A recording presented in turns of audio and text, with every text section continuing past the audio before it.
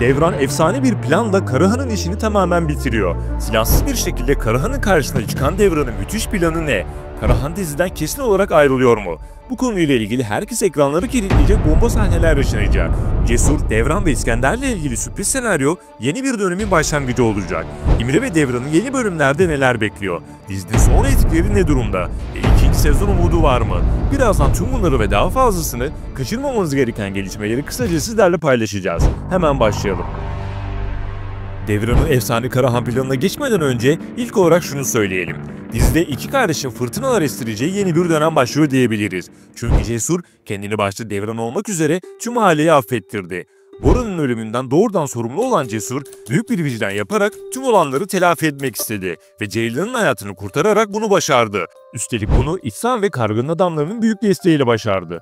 İhsan'ı yeniden görmek ve Karga ile ilgili esintilerin olması da güzel detaylardı. Evet, bu dakikadan sonra Cesur, Devran'ın güvenini tamamen kazanmış olacak ve araları artık düzeldi. Aynı şekilde Cesur'da olduğu gibi İskender'de de bazı iyilik sinyalleri gördük.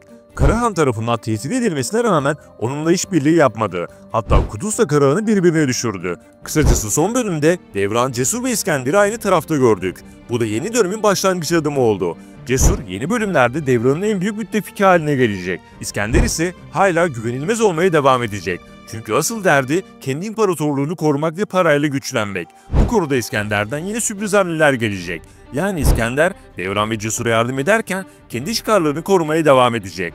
Diğer yandan yeni dönemin en kritik senaryosu ise şu: Devran ve ailesi yeniden eski düzenlerini kurmaya başladı. Fakat bu defa Cesur ve İmre de o evde.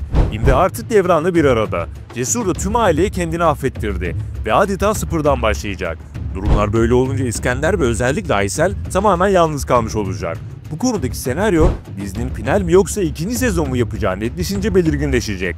Eğer dizi çok az da olsa bir ihtimal ikinci sezon uzarsa tüm aile birleşip en azından İskender ve Aysel Devranlara savaş açmadan yeni düşmanlara karşı mücadele edebilirler. Birazdan bu konunun detaylarına geleceğiz. Şimdi gelelim Devran'ın Karahan'ı bitireceği efsane planına. Artık son kozlarını oynayan Karahan, tek başına Devran'ı ve ailesini bitirecek son bir hamle yapmak isteyecek. Fakat Devran bu defa Karahan'dan tamamen kurtulmaya kararlı. Aksi durumda ne İmre, ne kendisi, ne de ailesi rahat yüzü göremeyecek.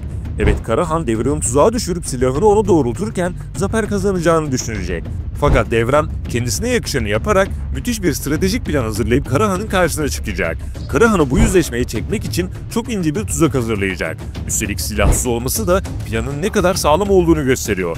Devran'ın aklımı kullanarak seni yeneceğim demesi çoktan bir satranç tahtası kurduğunu gösteriyor.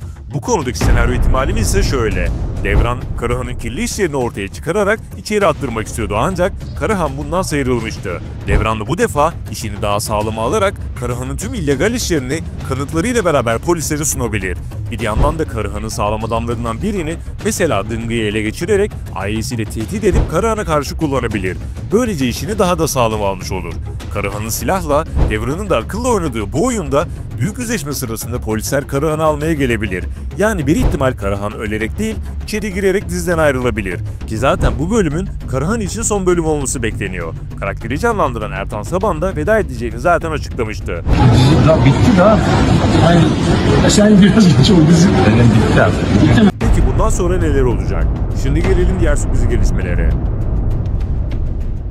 Devran ve İmre artık tüm fırtınaları geride bırakarak bir arada olacak. Karahan engelinin de ortadan kalkacak olmasıyla Devran İmre ile yeni bir hayat kurma yoluna girecek. Fakat öncesinde ameliyat olup hastalığını atlatmak isteyecek. Bu konuda Devran'ın başarılı bir ameliyat olması bekleniyor. Sonrasında ise İmre ile evlilik hazırlıklarına bile başlayabilir. Peki sizce İmre ve Devran için mutlu son mu yoksa beklenmedik son bir kötü sürpriz mi olmalı? Bu konudaki düşüncelerinizi yorumlarda mutlaka belirtin. Dizinin sonraki sonuçlarına baktığınızda ise geçtiğimiz hafta yükseliş yaşanmıştı. Son bölümde ise bir düşüş söz konusu. Deha'nın şu an alınan reytingleri ikinci sezon için yetersiz seviyede. Reytingler yükselmezse dizinin ikinci sezonu imkansız olacak. Son duruma göre yakında final kararı alınacaktır. Yeni videoları kaçırmamak ve anında izlemek için abone olup bildirimleri mutlaka açalım. Destek için videoyu beğenmeyi unutmayalım. Bir sonraki videomuzda görüşmek üzere. Hoşça kalın.